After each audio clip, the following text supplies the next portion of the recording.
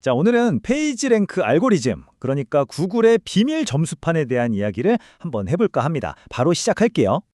자, 한번 상상해 보세요. 인터넷이라는 이 거대한 바다에 수십억 개, 아니 그보다 훨씬 더 많은 웹페이지가 떠다니고 있잖아요. 근데 신기하게도 구글은 어떻게 그 속에서 우리가 딱 원하는 바로 그 결과를 귀신같이 찾아서 1등으로 보여줄 수 있는 걸까요? 진짜 이건 뭐 거의 마법에 가깝죠. 바로 그 마법의 핵심에 오늘 우리가 이야기할 페이지 랭크가 있습니다. 이게 뭐냐면요, 모든 웹페이지 하나하나에 넌 이만큼 중요해 하고 점수를 매기는 구글만의 아주 독창적인 알고리즘이에요.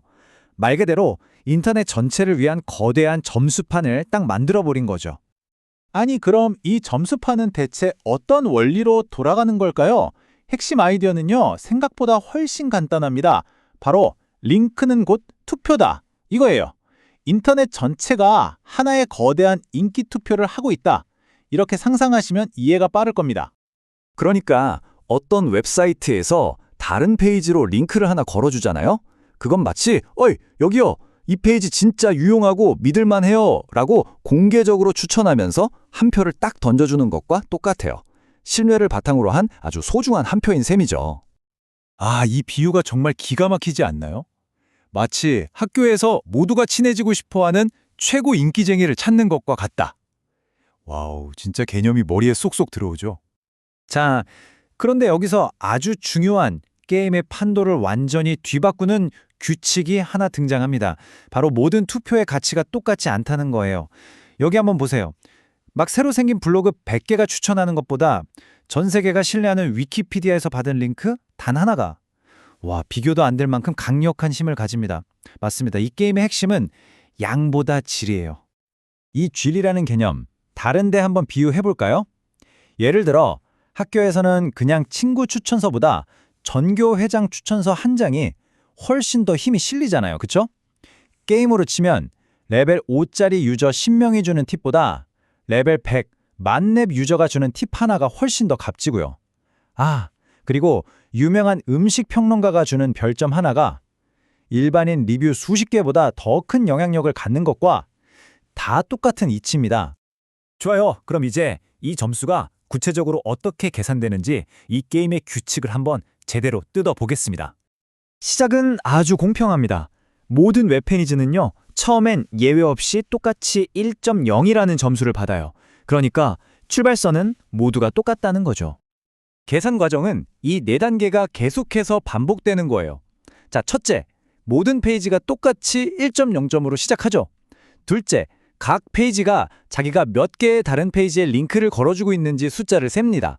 셋째, 자기 점수를 자기가 링크 건 페이지들한테 똑같이 나눠주는 거예요. 그리고 가장 중요한 마지막, 넷째, 이 과정을 계속 반복합니다. 그러면 점수가 점점 더 정확해지는 거죠.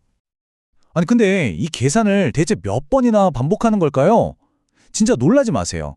점수가 더 이상 거의 변하지 않는 안정적인 상태가 될 때까지 무려 50번에서 100번 정도나 이 과정을 되풀이한대요. 와, 이 엄청난 반복 계산을 거쳐서야 비로소 웹세계의 진짜 권위 지도가 완성되는 겁니다. 근데 여기에 진짜 기발한 장치가 하나 더 들어갑니다. 바로 댐핑 팩터라는 건데요. 이게 뭐냐면 우리가 웹서핑하는 행동을 그대로 흉내낸 거예요. 사용자가 링크를 계속 클릭하면서 따라갈 확률이 85%. 근데 어느 순간 지루해 하고 전혀 엉뚱한 페이지로 그냥 점프해버릴 확률이 15%라고 가정을 하는 거죠.